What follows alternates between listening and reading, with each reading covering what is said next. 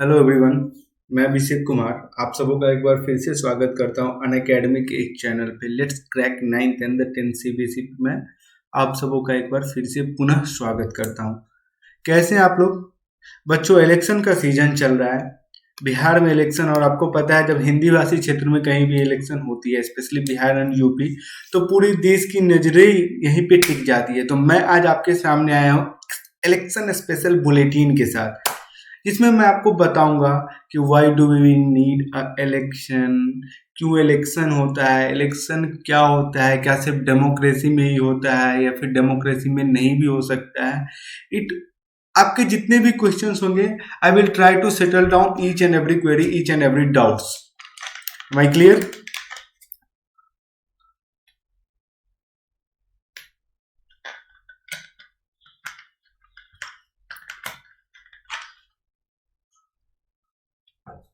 आई hope कि मैं clear हूँ क्या आप लोगों को बताना चाह रहा हूँ। आई होप, मुझे जहां तक की उम्मीद है कि मैं क्लियर हूँ आप लोगों को क्या बताना चाह रहा हूँ उसमें से। किसी को अगर कोई कंफ्यूजन हो तो प्लीज आस्क। चलिए ठीक है। So what will be study today? ठीक है, क्विज नहीं होगा, थ्योरी होगा। क्विज नहीं होगा, ये पुराना रह गया, थ्योरी होगा।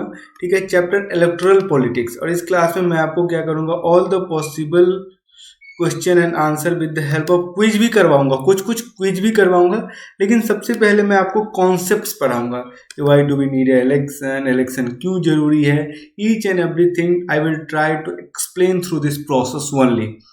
ठीक है, थोड़ा सा मैं आपको अपने बारे में बता देता हूँ, आप लोग मेरे बारे में भी जान जाओ। Know your educators well. ठीक है, तो ये मेरे बारे में एक इंट्रोडक्शन रहा। मैंने बीटेक करी है कंप्यूटर साइंस से। क्या करी है मैंने? बीटेक करी है कंप्यूटर साइंस से। And I have 1+ year of teaching experience. मेरे पास 1 से ज़्यादा ईयर का टीचिंग एक्सपीरियंस है। I have already mentored student for NTSC, IAS one, CBSE board. Right now I am in faculty in Kota Rajasthan. Kota Rajasthan के एक प्रीमियम इंस्टीट्यूट में मैं अभी फैकल्टी हूँ। ये मेरे बारे में एक ब्रीफ सा इंट्रोडक्शन रहा आप लोगों को। Hope you have understood what I am trying to say. I hope समझ में आ रहा है, समझ में आ रहा है।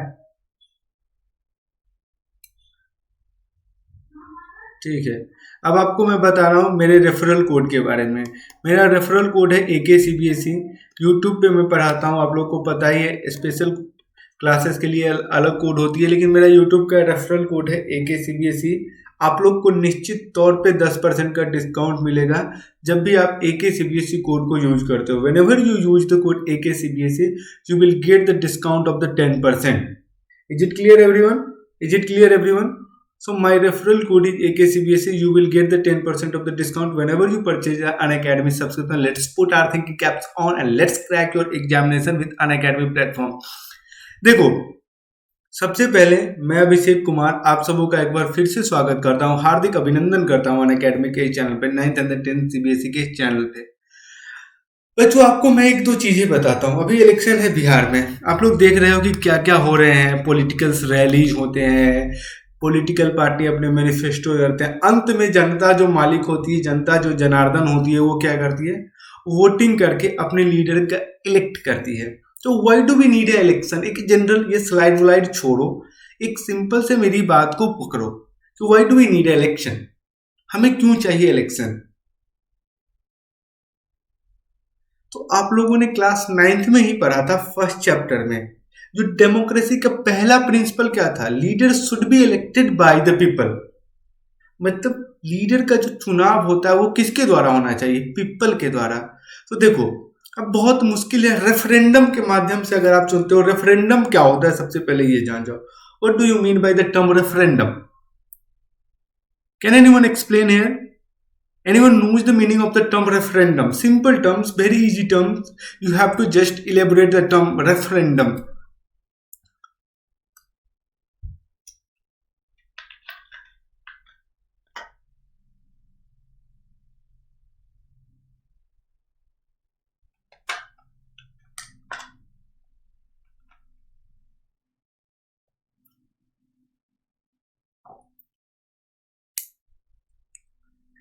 देखो मैं बताता हूँ रेफरेंडम का मतलब क्या होता है। वेदर यस और नो, मतलब सिंपल सा बात ये समझिए कि आपसे पूछा जाएगा कि आप क्या चाहते हो, यहाँ ब्रिज बने या ना बने, तो आप यस बोलोगे तो यस, और उसी के बेसिक्स पे आइदर सेलेक्टेड यस और नो।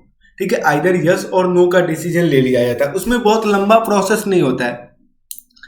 जैसे आप लोगों को रेफरेंडम का एक एग्जांपल मैं बताता हूं, अभी हुआ था यूके में। अभी यूके में हुआ था, लोगों से ये पूछा गया था, ब्रिटेन के लोगों से ये पूछा गया था कि क्या वो यूरोपियन यूनियन में बने रहना चाहता है या बाहर निकलना चाहता है।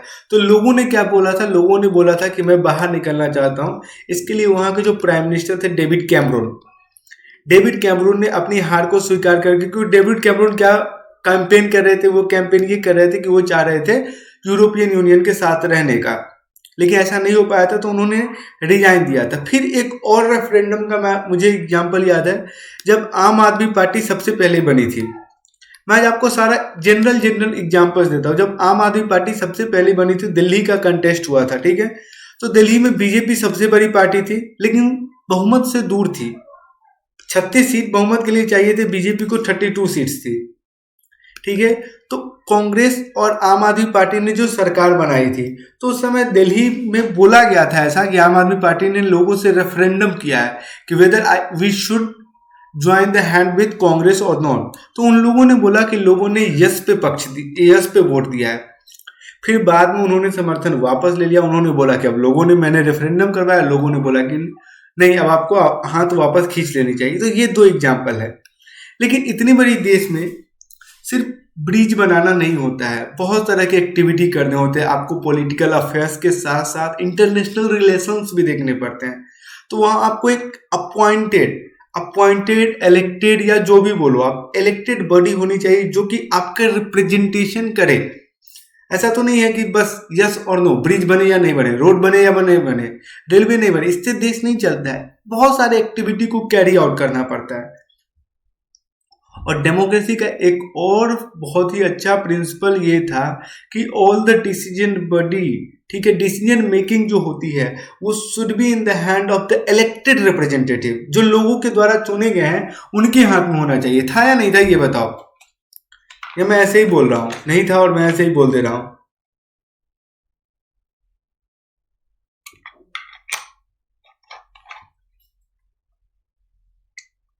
बिल्कुल था। देखो, तो इसमें जो आपका स्लाइड बोल रहा है, आप थोड़ा स्लाइड्स पे चलते हैं, उसकी भी जरूरत है कि आपके सामने ये स्लाइड की में ये बोल रहा है, 1 minute, there must be some problem. देखो, sorry, I will use the highlighter. देखो, इसमें क्या हुआ, election can lead to the change in the policy of the government. Obviously बात है कि जो सरकार बदलती है ना, उसमें पॉलिसी के कारण ही बदलती है। अगर सारी की सारी पॉलिटिकल पार्टी का एक ही पॉलिसी होगा तो why will people will go and vote? Line में लग के वो क्यों वोट करेंगे? ऑब्वियसली बात है कि वो लोग वोट नहीं करेंगे। क्यों नहीं करेंगे? क्योंकि वो जान रहे हैं कि चाहे ये आए चाहे वो आए, चाहे ए आए चाहे बी आए, काम तो वही करेगा। लेकिन हमेशा एक बात देखना, चाहे वो कोई भी पार्टी ले लो, आप कांग्रेस ले लो या फिर बीजेपी ले लो, दोनों की पॉलिसीज में बहुत सारा डिफरेंस होता है। जब लोग कांग्रेस की पॉलिसी को नहीं चाहते तो बीजेपी को इलेक्ट करते हैं, जब बीजेपी को नहीं चाहते तो कांग्रेस को इलेक्ट करते हैं। Is it clear everyone? Is it clear? तो वही बात है, इलेक्शन के बाद सरकार बदल दो। देखो, कोई गवर्नमेंट कुछ अपना अपना स्कीम्स स्टार्ट करती है। The governor invited can become the chief minister if he is impressed by the speeches, ठीक है। वही बात है, people are unhappy with every ruling. अब इसमें गवर्नर इनवाइट कर सकते हैं किसको? जो सबसे बड़े लार्जेस्ट पार्टी होती है उनको, कि आप आइए चीफ मिनिस्टर के लिए, चीफ मिनिस्टर बनिए। फिर आपको 14 दिन के अंदर में अपनी बहुमत को साबित करना पड़ेगा।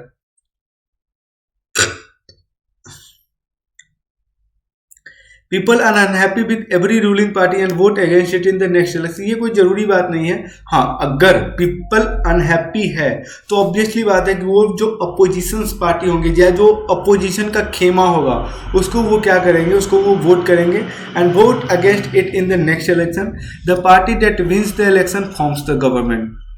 और जो पार्टी इलेक्शन को जीतती है फॉर्म्स द गवर्नमेंट, वो अपनी सरकार बनाती है। जैसे आज बिहार का एग्जांपल आप लोग ले सकते हो। बिहार में एक सिंपल सी बात, आप लोग एक फंडा ये देख सकते हो कि हाँ, कल के दिन में जो भी गठबंधन जीते, या तो एनडीए जीते या महागठबंधन जीते, ठीक है, जिसको लीड कौन कर रहा है, यूपीए। तो कोई भी अगर जीतती है, महागठबंधन जीत रही है, ठीक है, कोई बात नहीं है, या फिर यूपीए जीत रही है, तो वो क्या करेगी, वो वहां पे सरकार बनाएगी या फिर एनडीए सरकार बनाएगी। देखो अभी आप लोग सारे की सारी चीज को रिलेट कर सकते हो। ज्यादा तो टीवी मत देखने को मैं नहीं बोलूंगा, लेकिन कभी कभी कोई अगर अच्छे लीडर्स का, कोई बहुत अच्छे अच्छे लीडर्स हैं, उनका अगर डिबेट चल रहा है या कोई अच्छा पत्रकार है जो कि बता रहा है, ठीक है, I will not name one, मैं किसी का भी नाम नहीं लूंगा। अगर नाम लूंगा तो आप लोग तुरंत नैरेट करने लग जाओगे कि सर इज सपोर्टिंग हिम और हर, क्योंकि आजकल पत्रकार भी कोई फ्री नहीं है, या तो इस साइड है या तो उस साइड है। आप लोग देख रहे हो ना, कोई बैलेंसिंग नाम की चीज नहीं रही, आइदर वो लेफ्ट आइडियोलॉजी का है, अदरवाइज वो राइट विंग का है। लेकिन अगर जो पत्रकार का स्पेशल मेन काम क्या होता है कि उसको मॉडरेट रहना, बैलेंस करना, वो नहीं होता है। वही बात है, the election can lead to the economic development in the states और the country. What is an election? अब मैं देखो, मेरा पढ़ाने का तरीका बिल्कुल उल्टा है। मैंने आपको पहले पढ़ा दिया कि वाई इलेक्शन, अब मैं बताऊंगा कि व्हाट इज इलेक्शन, इलेक्शन होता क्या है। अच्छा, आप लोगों ने कभी कभी किसी इलेक्शन में पार्टिसिपेट किया? किसी के चाचा, किसी के ताऊ, किसी के भैया, किसी के नानी, किसी के दादी, किसी के मम्मी, किसी के पापा जी, ये लोग तो इलेक्शन में कभी ना कभी कंटेस्ट किए होंगे या आप लोगों ने करवाया होगा। जैसे मैं इलेक्शन कंटेस्ट करने में मैं कभी बिलीव नहीं करता, करवाने में बिलीव करता हूँ। तो बहुत सारे लोग ऐसे भी होते हैं, ठीक है। तो आप लोगों ने ऐसा किया है क्या किसी ने?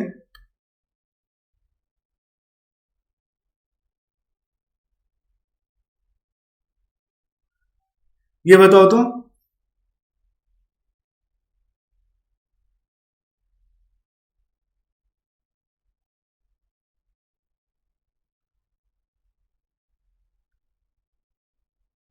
देखो, जो सबसे मजेदार इलेक्शन होती है ना, वो मैं बता रहा हूँ, लोकल लेवल, उसके बाद फिर स्टेट लेवल, फिर नेशनल लेवल। देखो लोकल लेवल में क्या है, आपकी सारी की सारी लोकल इश्यूज हावी रहती है। जैसे लोकल लेवल पे कोई अगर वोट देने जाता है तो ये देख के नहीं जाता है कि देश में क्या हो रहा है, वो ये देख के जाता है कि उसके वार्ड में क्या हो रहा है, उसके गांव में क्या हो रहा है। अब वार्ड मेंबर का चुनाव होता है, देखो, तो वहां लोग ये देखेंगे कि आप जो वार्ड पार्षद के लिए खड़ा हो रहा है, उसने उस वार्ड के लिए डेवलपमेंट एक्टिविटी कराई है या नहीं कराई है, या फिर ऐसे ही पहुंच गया है। हमेशा लोगों का ये रुझान होता है। नाले की सफाई होती है या नहीं होती है, सैनिटाइजेशन फैसिलिटी है या नहीं है। लेकिन नेशनल लेवल पे ये हावी नहीं होता है। नेशनल लेवल पे बहुत सारी पॉलिसीज होती हैं, इकोनॉमिक पॉलिसीज होती हैं, फिर आप राष्ट्रीय सुरक्षा से जुड़ा मुद्दा होता है, आर्थिक एक्टिविटी मैंने बता दिया, एजुकेशन पॉलिसी, तमाम तरह की एक्टिविटी जो कि नेशनल लेवल पे इंपॉर्टेंस है, उन सब एक्टिविटी को वहां पे ध्यान दिया जाता है। स्टेट लेवल पे भी अलग अलग बेरोजगारी की समस्या की होती है।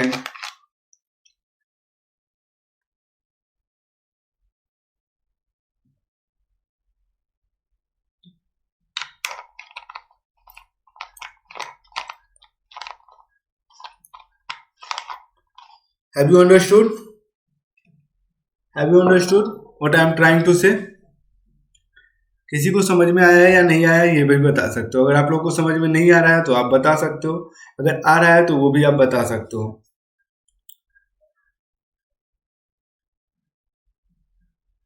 देखो मैं कोशिश कर रहा हूँ कि धीरे धीरे पढ़ाऊँ, आराम आराम से पढ़ाऊँ, और कोशिश ये करता हूँ कि मैं कोशिश कर रहा हूँ इस बात की कि ऐसा पढ़ा दूँ जो कि चीजें समझ में आ जाए।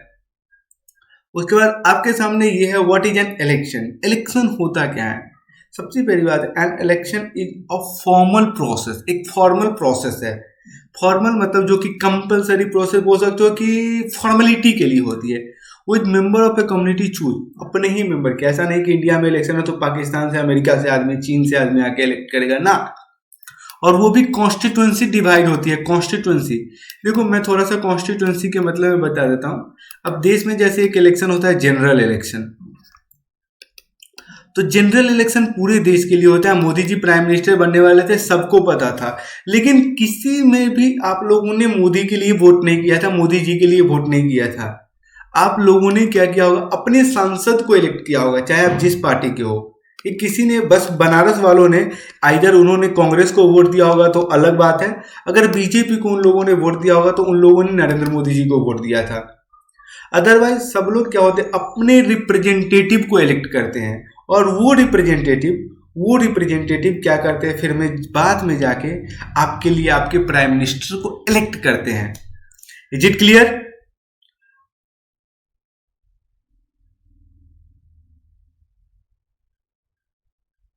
Is it clear?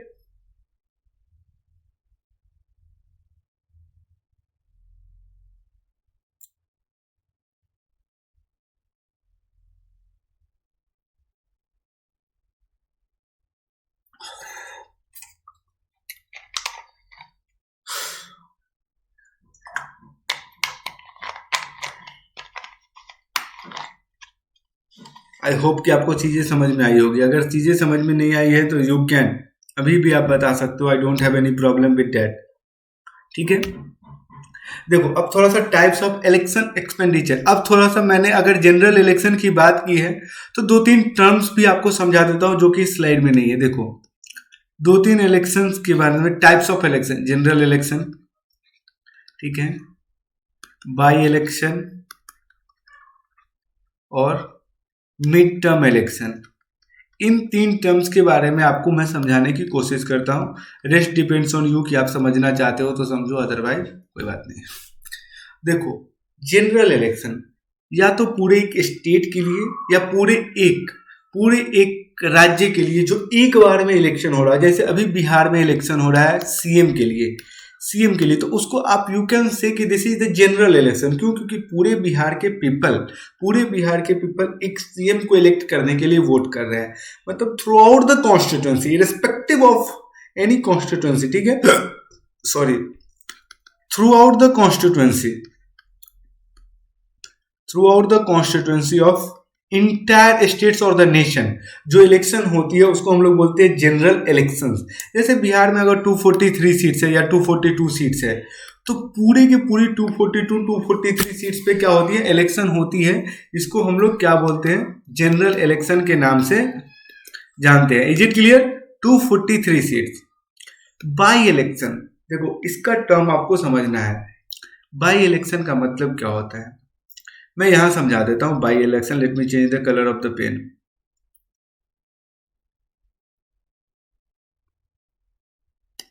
देखो बाई इलेक्शन कभी कभी आप लोगों ने देखा होगा दो कंडीशन में होती है। एक कंडीशन ये होता है कि कोई मेंबर अगर डाइड हो गया तो उसकी सीट को वैकेंट नहीं रखा जाता है, वो सीट क्या होता है, छोड़ दिया जाता है। जब वो सीट वैकेंट नहीं रखा जाता है 6 महीने के बाद फिर से इलेक्शन करवाया जाता है, जिसको भी हम लोग बोलते हैं ड्यू टू आप कोई मर गया, कोई मृत्यु हो गई किसी भी मेंबर ऑफ लेजिस्लेटिव असेंबली या मेंबर ऑफ द पार्लियामेंट की, तो फिर जो इलेक्शन होती है उसको बाई इलेक्शन। दूसरी सिनेरियो भी यहाँ पे देख लो, ये होती है कि बहुत सारे लोग क्या करते हैं कि डिफेक्ट कर जाते हैं। जैसे 6-7 लोगों ने अपना इस्तीफा दे दिया, ठीक है, अब वो इट में भी अनदर रीजन हो सकता है, लेकिन उन्होंने रिजाइन कर दिया ड्यू टू रेसिग्नेशन। अब रिजाइन किया, इसका मतलब सीट वैकेंट हो गया तो फिर वही प्रोसीजर्स होगी। फिर इलेक्शन कमीशन उतने सीटों के लिए नोटिफिकेशन जारी करती है और फिर इलेक्शन कराती है, जिसको हम लोग हिंदी में बहुत अच्छे नाम से आप लोग जान सकते हो, उपचुनाव। क्या नाम से जानते हो? उपचुनाव के नाम से जानते हो। उसके बाद मिड टर्म इलेक्शन, जिसको हिंदी वाले बच्चे मध्यावधि चुनाव के नाम से जानते हैं। मध्यावधि चुनाव के नाम से जानते हैं। देखो इसका रीजन ये होता है, जैसे 2/3 लोगों ने, या जो आप बोल सकते हो कि मतलब जितने मेजोरिटी थी, किसी भी सरकार की मेजोरिटी चली जाती है और लोकसभा या विधानसभा भंग हो जाता है। जैसे आज मोदी जी हैं, अब मोदी जी के जितने भी बीजेपी के सांसद है सब लोगों ने रिजाइन कर दिया। मैं एक केस बता रहा हूं, ऐसा होगा या नहीं होगा आई डोंट नो, होगा या नहीं होगा I don't know, and I don't have any idea about it also. Let me think से दिस क्लियरली, ठीक है। तो वो मध्यावधि चुनाव होते हैं जिसमें कि क्या होते हैं कि फिर पूरे देश में एक साथ इलेक्शन कराए जाएंगे before completing the terms if the government dissolve the Lok Sabha और द हाउस, ठीक है, ऑफ एनी हाउस। तो फिर जो चुनाव होती है उसको हम लोग बोलते हैं मध्यावधि चुनाव। Is it clear? बहुत सिंपल टर्म था लेकिन मुश्किल होता है इसको समझना अभी के लिए बच्चों के लिए। So that's why I wanted everything to explain here.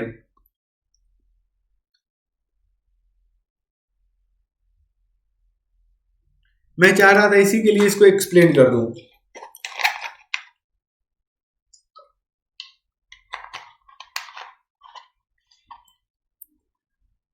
अच्छा, अपने देश में who conducts the election in our country?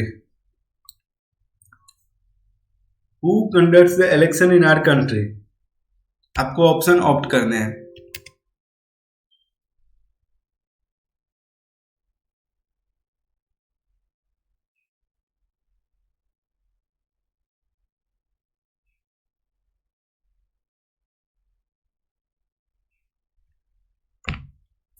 अरे भाई, election commission of India. Election commission of India. Is it clear?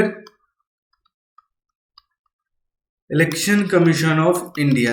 अब देखो, थोड़ा सा इलेक्शन की बात की है तो मैंने आपको बता दिया इलेक्शन क्यों जरूरी होती है, इलेक्शन कैसे। एक चीज और बता देता हूं कि हमेशा हमेशा इलेक्शन क्या होना चाहिए, फ्री एंड फेयर इलेक्शन होना चाहिए।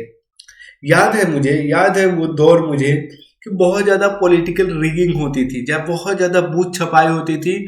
हमेशा हमेशा ये चीज सुनने में आता था कि वहां का बूथ लूट लिया गया, वहां का बूथ कैप्चर हो गया।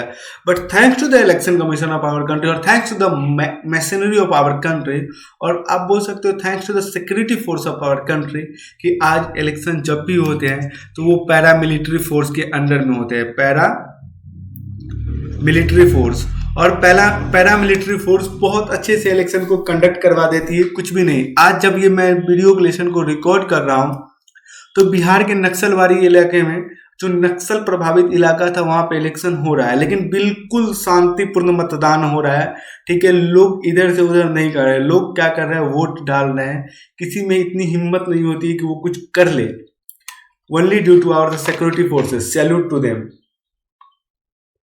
और जिस एरिया में आज इलेक्शन हो रहा है ना, 76 कॉन्स्टिट्यूंसी है, उसमें से 24-25 कॉन्स्टिट्यूंसी में मैं बता रहा हूं कभी वोटिंग होती ही नहीं थी। आज से 20 साल 25 साल पहले कभी वोटिंग नहीं होती थी। अगर होती भी थी तो लोग डर के जाते थे, और जिनको बोल दिया जाता था उन लोगों के द्वारा, सो कॉल्ड, ठीक है, मतलब ठेकेदारों के द्वारा, वोट के ठेकेदारों के द्वारा, लोग डर के उनको वोट करते थे। लोग डर के उनको वोट करते थे। लेकिन आज के दिन में फ्री इलेक्शन तो बिल्कुल हो रहा है। ठीक है, इज इट क्लियर? अब लोगों में ऐसा विश्वास जगा है कि इलेक्शन इसी तरह से होना चाहिए। नहीं तो आपने वोट किसी और को दिया, जीत कोई और जाएगा, तो ऑब्वियसली बात है कि उसको आप फ्री इलेक्शन नहीं बोल सकते हो, है ना? है या नहीं है? देखो, अब क्या है, टाइप्स ऑफ इलेक्शन एक्सपेंडिचर। अब चुनाव में खर्चा बहुत होता है भाई, चाहे विधानसभा चुनाव ले लो या लोकसभा। गाड़ी चलती है, रैली होती है, इलेक्शन मैनिफेस्टो होता है, बहुत तरह की। अब लोगों को तो दो तरीके से खर्चे को डिवाइड किया गया है। देखो, मैं पहले बता देता हूँ कैसे कैसे खर्चे होते हैं। लोग आपके रैली में जाएंगे तो आपको पेट्रोल भरवाना पड़ेगा, उनको खाना देना पड़ेगा। लोग दूर से 100 किलोमीटर 500 किलोमीटर जाते हैं तो रास्ते में खर्च होता है, रास्ते का खाना, वहां का खाना, फिर लौटने का खाना आपको करना पड़ता है। ठीक है, इन सब तरह की एक्टिविटी, गाड़ी, रैली, टेंट हाउस, सम्मेलन, लाउड स्पीकर, बहुत तरह की खर्चे होते हैं। ठीक है, तो दो तरीके से इनको डिवाइड किया। Expenditure permissible under the law, जो लॉ के अंडर परमिसिबल है, इसमें पब्लिक मीटिंग्स हैं, पोस्टर्स आप साट सकते हो, बैनर्स, व्हीकल्स, एटीसी, ये सब एक एग्जाम्पल हो जाता है expenditure permission under the law. उसके बाद देखो, सीलिंग फॉर असेंबली, असेंबली के लिए 28 लाख फिक्स किया गया है। ठीक है, और पौंडीचेरी के लिए ओनली 20 लाख, एंड लोकसभा के लिए 70 लाख। ये सीलिंग है कि किसी भी आप विधानसभा का चुनाव लड़ रहे हो तो आप 28 लाख से ज्यादा खर्च नहीं कर सकते हो। एक कॉन्स्टिट्यूंसी में एक कैंडिडेट 28 लाख से ज्यादा खर्च नहीं कर सकता है। बहुत होता है यार, 28 लाख कम नहीं होता है। लेकिन अगर खर्च देखा जाए ना, इलिसिट खर्च, इलीगल खर्च, तो वो 1-1.5 करोड़ रुपया से कम नहीं हो जाता है।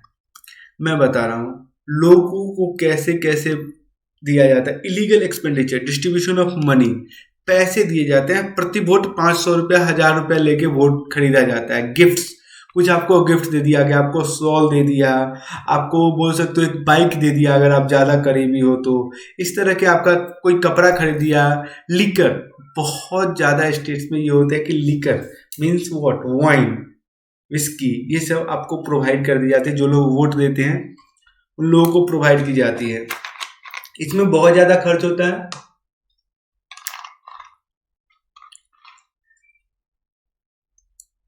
ये क्या है, ये बिल्कुल बैन है। इलेक्शन कमीशन ऑफ इंडिया इसको बैन करके रख चुकी है। किसको बैन करके रख चुकी है? इनको बैन करके रखी। एक चीज और मैं बता रहा हूँ, such type of expenditure of election expenses of the election is stop, इसको बिल्कुल रोक दिया गया है। एक चीज और मैं आपको बता रहा हूँ, अभी तो आप लोग वोटर नहीं होगे, लेकिन भविष्य में जब भी वोटर होना तो हो सके तो इस बात को दिल पे मत लेना, लेकिन ध्यान रखना, बिल्कुल ध्यान ये रखना कि कभी भी जीवन में कुछ भी करना, चाहे वोट गिराओ या ना गिराओ, लेकिन पैसा दे के वोट मत देना यार। ये मेरा आज, अगर आप गुरु दक्षिणा बोलते हो ना तो चलो ठीक है, this is the guru dakshina for me if you want to provide anything. कभी भी आप लोग एक काम करना जरूर कि वोट के लिए पैसे नहीं देना, नोट फॉर वोट मत करना यार। क्योंकि देखो, एक तो ऐसे ही आप देख ही रहे हो कि क्या स्थिति खराब है। अगर आपने नोट ले लिया, वोट दे दिया, ठीक है, फिर आप किस मुंह से जाओगे कि सर आपको मैंने वोट दिया था, आप मेरा काम कर दो? तुरंत ये जिसको आपने वोट दिया वो आपको घुमा के बोलेगा क्या फ्री में दिया था क्या? एक वोट के लिए तुमको 500 रुपया दिया था तो जा, तेरा काम नहीं होगा। लेकिन अगर आपने 500 रुपया लेके फ्री में वोट दिया ना, फिर आपके पास चेहरा है, आपके पास गट्स है कि आप 1000 के भीड़ में भी उस नेताजी को पकड़ के रगड़ सकते हो, ठीक है, बोल सकते हो कि हाँ you have done this is wrong, this is completely wrong for our society, you must not have done this. Have you understood? वही बात मैं आपको बताने की कोशिश कर रहा हूं कि कभी भी पैसे लेके यार, 500 रुपया एक दिन का खर्च होगा, एक दिन 2 दिन में आपका 500 रुपया चला जाएगा, फिर क्या करोगे उसको लेके?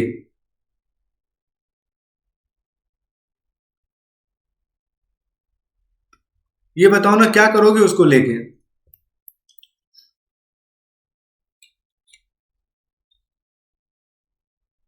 शायद चीजें समझ में नहीं आ रही है अभी।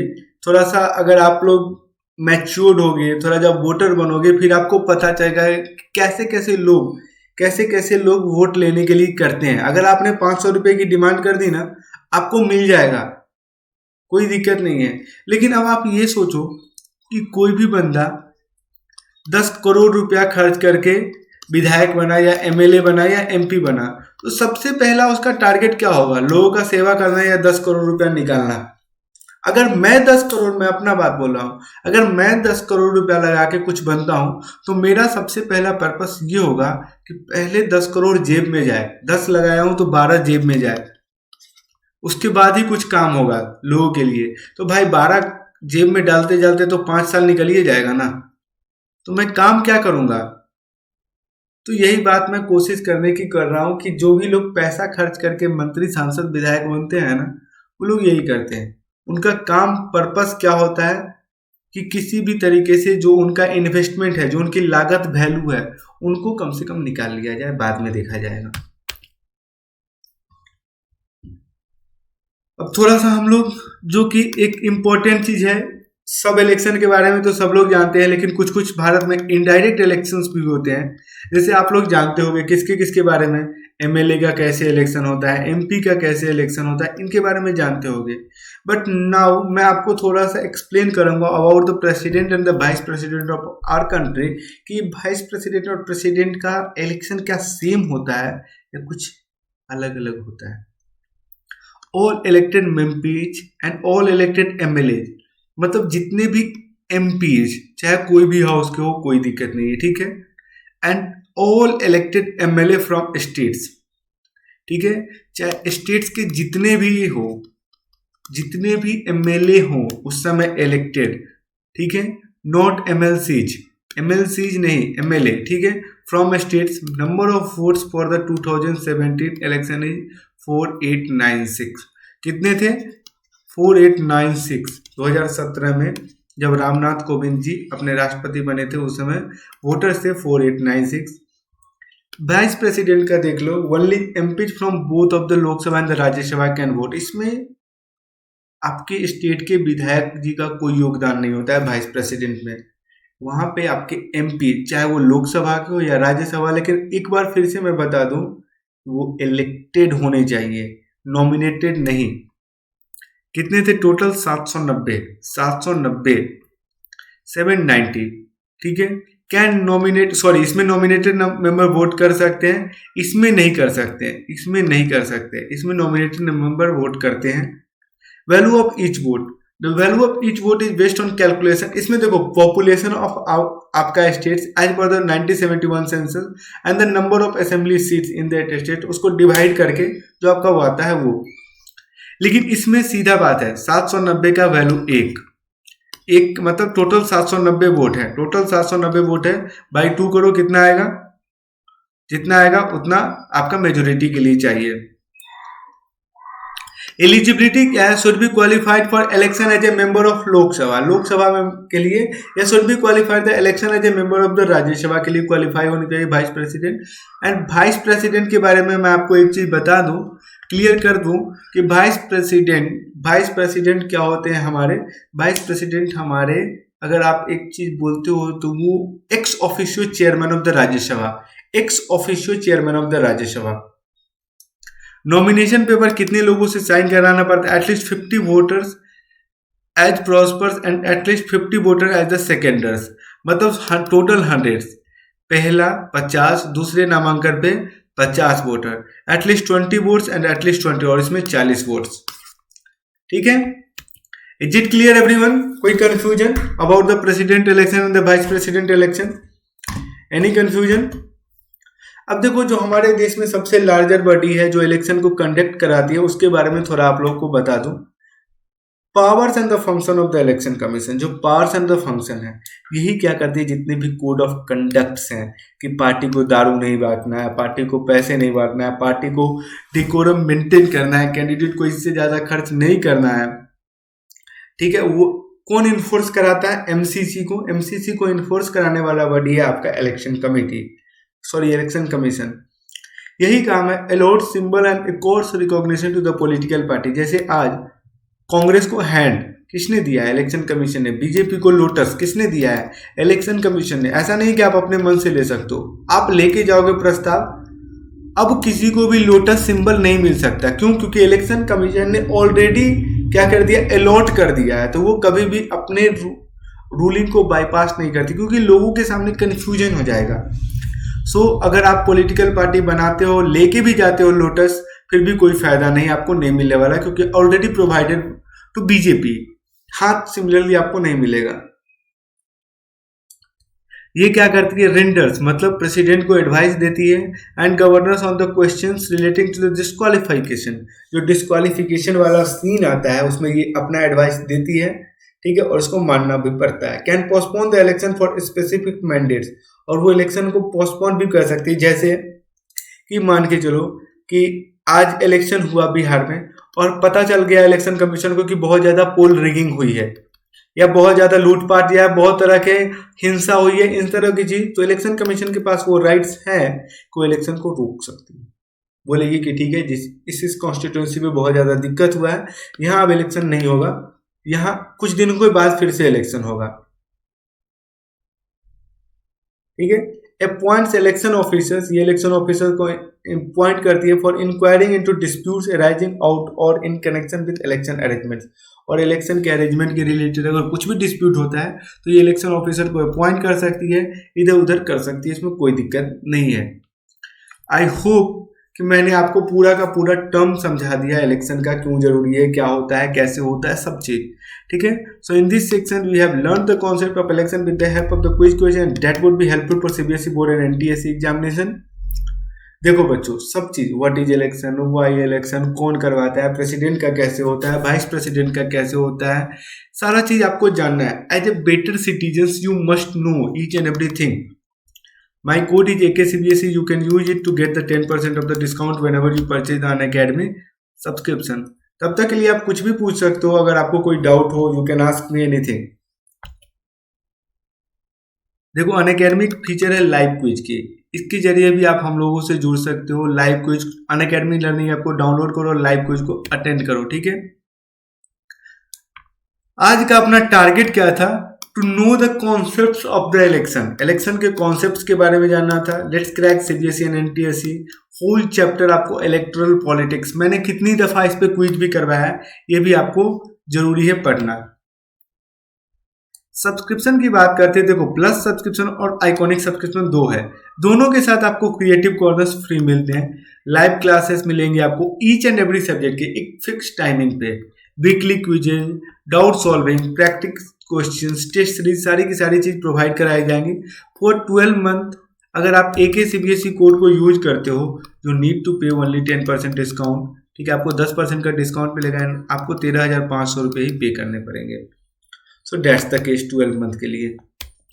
आइकॉनिक सब्सक्रिप्शन में देखो, अगर आप AK CBSE once again use करते हो तो आपको 1 ईयर के लिए you need to pay only 25,500 rupees. आपको इसमें 10% का डिस्काउंट मिल जाएगा। पर्सनल मेंटर्स मिलेंगे, लाइव डाउट सॉल्यूशंस मिलेंगे, पेरेंट कनेक्ट मिलेंगे एंड स्टडी प्लान्स आपको मिलते हैं। क्योंकि लोगों की शिकायत थी पेरेंट्स की कि पेरेंट कनेक्ट होना चाहिए, लाइव डाउट सॉल्यूशंस होना चाहिए, पर्सनल मेंटर होना चाहिए। तो हम लोग इसके जरिए, आइकॉनिक सब्सक्रिप्शन के जरिए we are providing each and everything. ठीक है, ये आपका क्रिएटिव कॉर्नर्स का शेड्यूल है। ठीक है, जो आपको क्रिएटिव कॉर्नर्स के लिए आपको हर एक चीज प्रोवाइड करती है जो आपके लाइफ में एक्सेल करने के लिए बहुत इंपॉर्टेंट हो। थैंक्स एवरीवन, लाइक करो, शेयर करो, सब्सक्राइब करो हमारे यूट्यूब चैनल को and get the opportunity to learn from the India top educators. अगर आप AK CBSE कोड को यूज करके अनअकैडमी को सब्सक्राइब करते हो, फिर आपके पास एक मौका बनता है कि आप इंडिया के टॉप एजुकेटर से पढ़ते हो। ठीक है, thanks everyone, thanks for joining the class.